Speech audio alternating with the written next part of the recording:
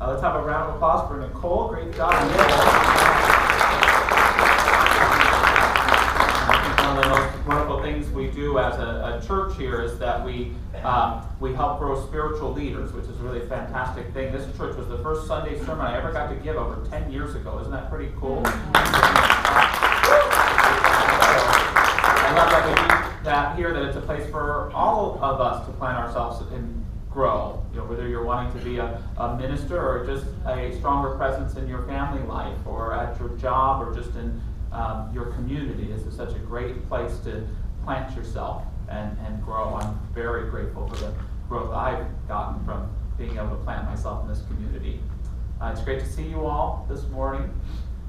We are starting a new theme that's about overcoming dragons, so forgive me for some of the magical speak, but it's a fun metaphor for us. And I've been thinking quite a bit lately about how experiences we have when we're young shape who we become, especially in terms of characteristics. Sometimes they're negative characteristics, but a lot of the time they're positive characteristics too. I was talking with a friend of mine, and she's a counselor, and she's a really good listener, and she's very intuitive. And so I decided just to ask her how it was that she got that way. You know, how'd you get so good at this? I was a little surprised by her answer. She said that the reason she was so good at it is that she grew up in a very tumultuous household.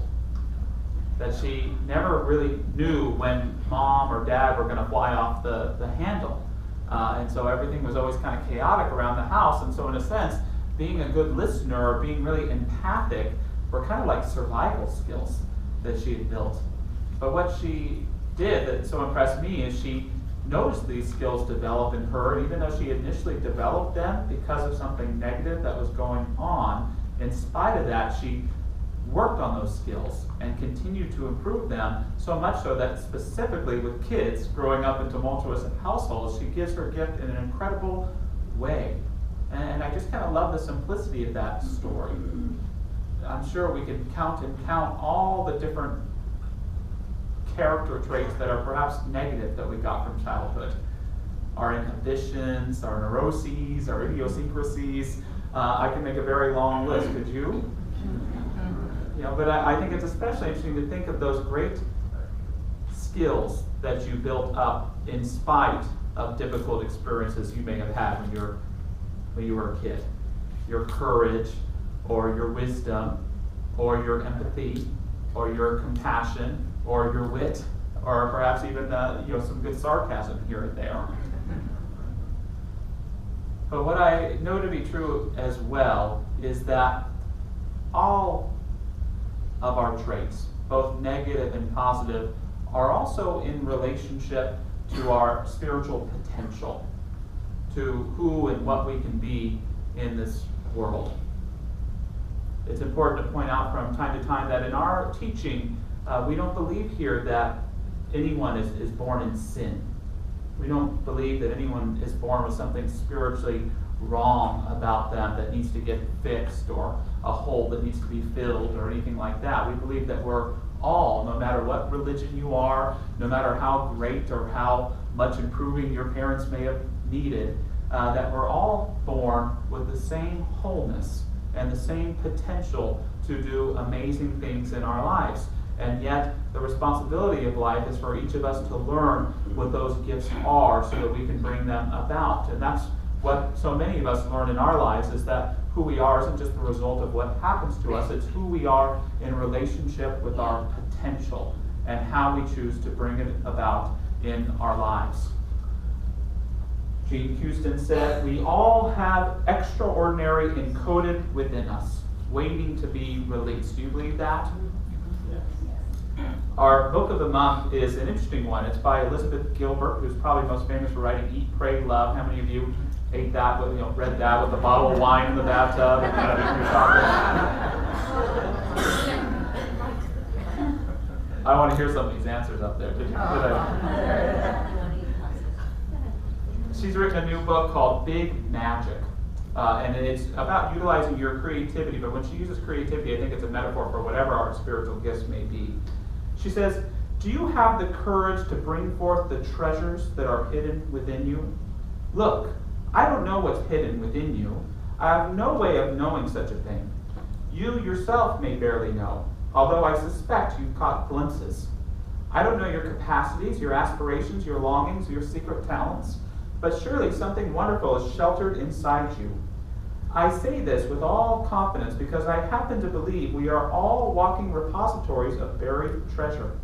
I believe this is one of the oldest and most generous tricks the universe plays on us human beings, both for its own amusement and for ours.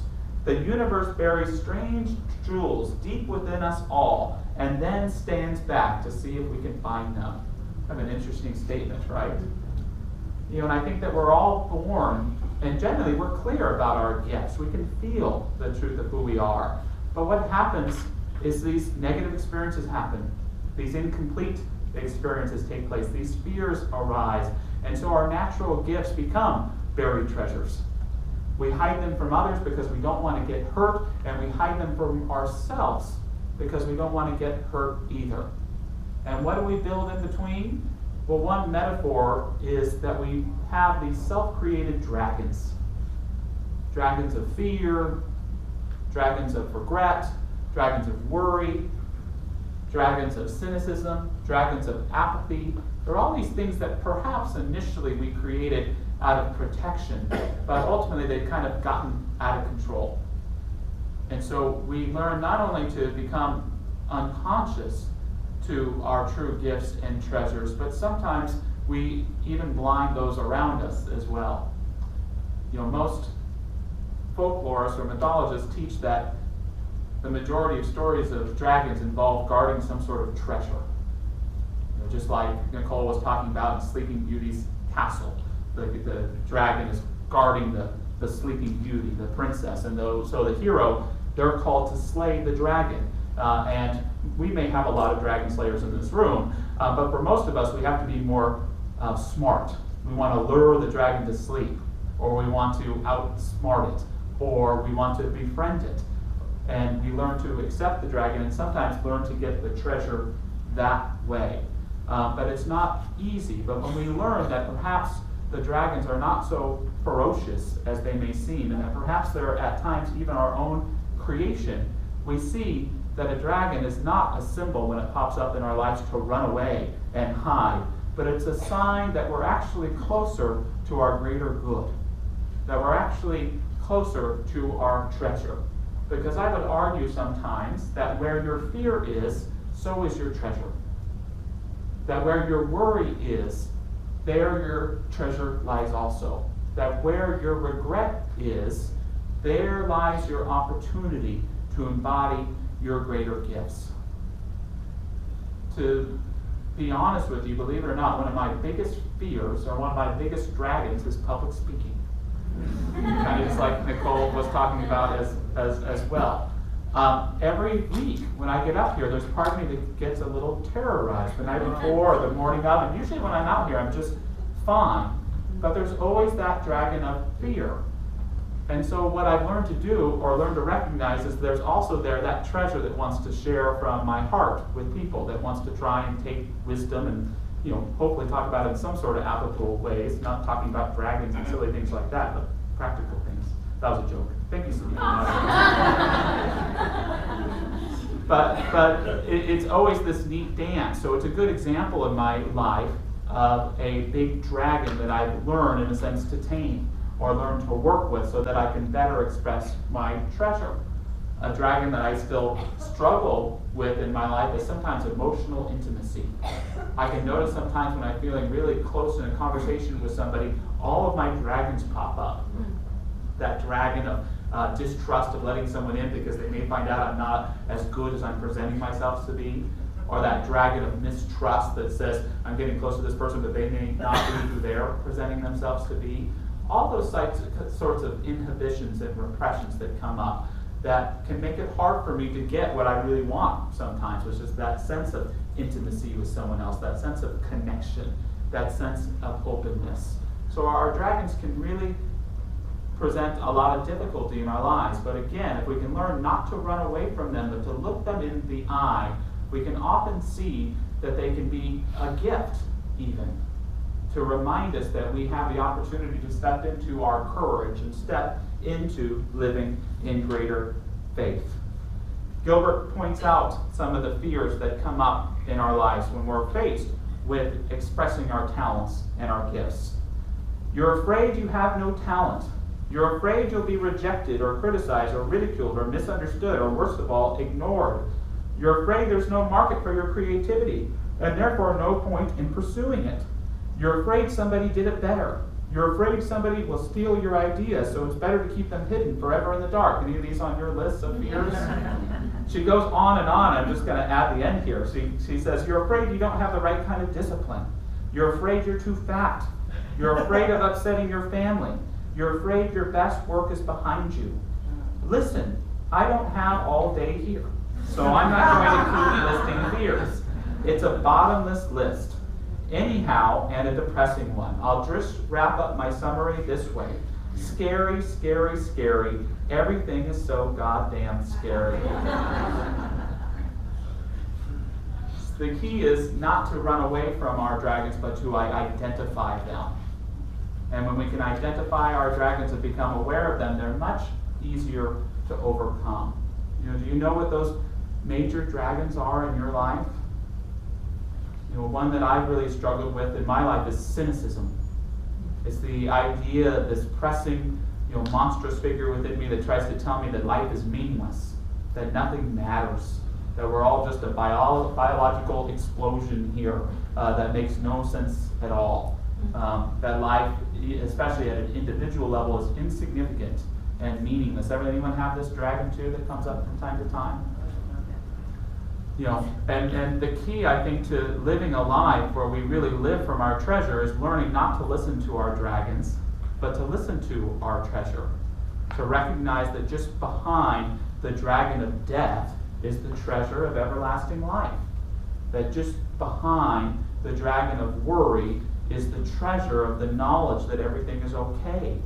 That just behind the dragon of regret is the treasure of being able to make anything out of anything that's taken place negatively in your life.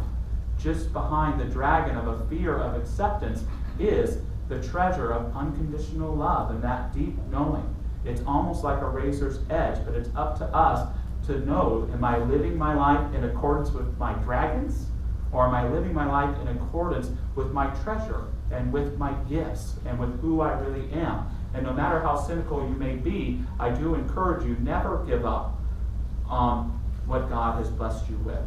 Never give up on those divine treasures. Do your best to uncover them, no matter what monsters you may have to face on your way to them, remembering that the monsters, again, weren't the creation of some devil or demonic figure in your life, but of your own desire to present something that wasn't quite ready to accept those gifts.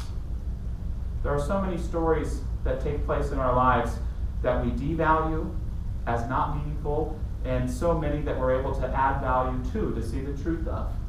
I love an old story about a couple who were married, and they started a great business together, and one day, sadly, her husband passed away, and the woman found herself widowed. And every day she prayed for some sort of sign from her deceased husband to let her know he was still around. And on one scary evening, a robber made his way into the storefront and even accosted and grabbed the woman by her shoulder. She didn't know what to do, and so the only thing she could do is she screamed her husband's name. The robber realized in that moment that he was wrong, that there was only one person in the space, dropped her, and ran away. It's an interesting little story, right? Was there some divine synchronicity there? Was the spirit of her husband there helping her? That's what our treasure might say. The dragon might say, funny coincidence, very interesting. But it's really up to her, right, to make the meaning of that situation. Another story I find quite interesting, inspiring, is that of Dallas Braden, who on May 9, 2010, threw the 19th perfect game of all time for the Oakland Athletics. And a perfect game is really special. No hitter, you still have it. Usually happens once a year, but that means you usually walk somebody. A perfect game is, the strikeouts, no hits, no errors, that kind of thing. And so it's a huge accomplishment. And he had a very tough upbringing, Dallas. He was a troubled kid. He was always a pitching prospect. And he always loved his mom, but something awful happened to Dallas when he was a teenager. His mom got cancer, and she passed away when he was in high school. His grandma had to kind of take over the family and help raise Dallas until he found himself pitching in the major leagues. And Dallas shares that just before he got the final out that day, he locked eyes with his grandmother in the crowd, and they both had that strange and serene sense that his mom was with him. The day again was May 9, 2010, Mother's Day. Mother's Day. Again, random coincidence or spiritual, miraculous event. A mom some way conversing with her son in his most proud and intimate moment. The truth is we may never know. The truth is we're at choice. What is our life going to mean? What am I going to be? We may not know the reason for everything happening around us, but we can know the reasons for our spiritual gifts, for our treasures, and how we utilize them in our lives. Do you have stories of synchronicity or seeming fate?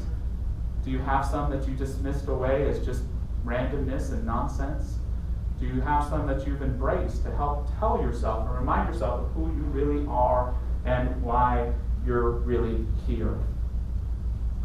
I love something Joseph Campbell said. He said, life has no meaning. I should just stop it right there. Life has no meaning. But he does go on. He says, each of us has meaning, and we bring it to life. It is a waste to be asking the question when you are the answer. It is a waste to be asking the question when you are the answer that's being asked to present to your life. So that's my advice for us today, is don't listen to your dragons, listen to your treasure. And the more you're able to listen to your own gifts, the more that they're going to come out of hiding. And that's the key to all this, is that we were never really separated from our treasure. We've never really been separated from our gifts. At some point, we made the decision, consciously or unconsciously, to separate ourselves from it, to put something in between. And so it's time to stop fearing the fears, to stop hating the hatred, to stop getting mad about being mad or getting really worried that we're so concerned all the time. It's time to embrace that truth of who we are and live it more abundantly in our lives. To no longer live in hiding, but to come into the light, realizing that when we bring ourselves into that light, indeed amazing things can occur. That great psychologist Carl Rogers said something interesting. He said, what is most personal and unique in each one of us is probably the very element which would, if it were shared or expressed, speak most deeply to others. Do you resonate with that? Do you find that to be true? I think another key to living our lives from that place of treasure is recognizing that it's never too late. Some of us may feel defeated by the dragons, that we could never conquer or overcome them. But at any time, we can indeed live from that place of treasure that helps us to move past the dragon. Elizabeth Gilbert, she shares a story of meeting a 90-year-old woman on her 90th birthday named Winfred. And Elizabeth was 25 at the time. She just graduated school, so her thought was that I'll never have to learn anything ever again. I'm all done. And one of the things that inspired her about Winfred is Winfred shared that on her 80th birthday, she decided to become a scholar of Mesopotamia, and that she had achieved just that. She says, as I learned more about Winfred's passion, what struck me most was that she was now an acknowledged expert in the history of ancient Mesopotamia. She had given that field of study an entire decade of her life. After all, if you devote yourself to anything diligently for 10 years, that will make you an expert. Meeting Winfred made me realize that your education isn't over when they say it's over. Your education is over when you say it's over. And Winfred, back when she was a mere girl of 80, had firmly decided it ain't over yet. So where can you start pursuing your most creative and passionate life? You can start wherever you decide to start. You know, I know that we probably don't need added to our lives more delusions or images of dragons or treasures, that's for sure. But I think that we can get a lot out of recognizing not only the gifts that we've been given, but how we may stand in the way of our own gifts. The best way that we can move through that is through adding that kind of awareness in our lives. We may have trouble trusting people around us. Well, let's start by building some more trust in ourselves. We may have trouble reaching out and communicating with others. Well, let's start off by reaching out and communicating with ourselves. We may struggle in our intimate relationships. We may struggle at work.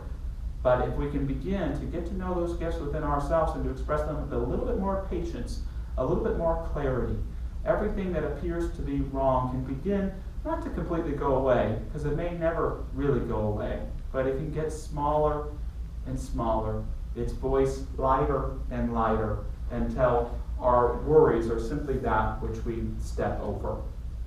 I'm reminded of those words from Rilke, which he shares with a young poet. He says, "How should we be able to forget those ancient myths that are at the beginning of all peoples?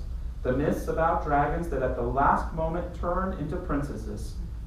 Perhaps all the dragons of our lives are princesses who are only waiting to see us once beautiful and brave.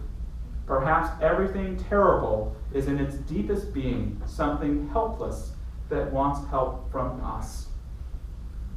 So just going into a prayerful moment and to echo those great words that Nicole shared earlier, let us just be open to awakening that sleeping beauty within. That sleeping desire to live in a greater love, that sleeping desire to live in greater creativity. Let us awaken those many giants, that greatness within ourselves, so that we can apply it more abundantly in our lives. I simply speak a word, and you're invited to join me if so choose, as I declare that there is nothing in me that is terrible. There is nothing in me that is monstrous. There is nothing in me to fear. There is nothing in me that is disgusting or inappropriate or not okay to live at one with the people in the world around me. I simply remove anything that I may have placed in between my understanding of who I am and my highest good, knowing that right here and right now I embody this highest good and live it with greater clarity, without inhibition or holding back. I simply live at one with that great Creator that made me and is making all things eternally, knowing that its creativity is not something that was done a long time ago, but it is alive with me right here and right now. Living at one with this divine life, I know we co-create together in a sense of unity, of grace, and of freedom. With gratitude, I let it be, and so it is. So thanks for your time, everyone, this morning.